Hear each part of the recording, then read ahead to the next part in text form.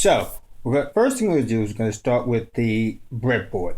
And this right here is the breadboard. I got one from Radio Shack, as you can see. I got one of the more expensive ones, which gives you basically 3 different connectors.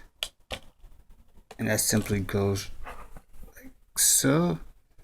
And we'll actually get the proper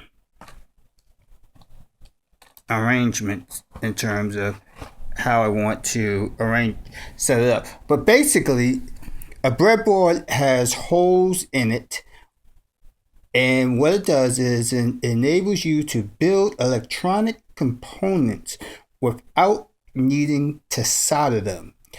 The rows on the end, these rows right here, basically are where your power go.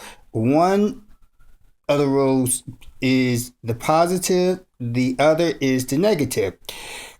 The middle rows are basically where you put these little jumper wires to connect the different circuits to show where you want the positive and negative currents to go.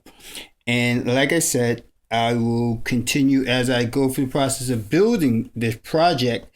I will most definitely show you how it is coming along. Thank you once again.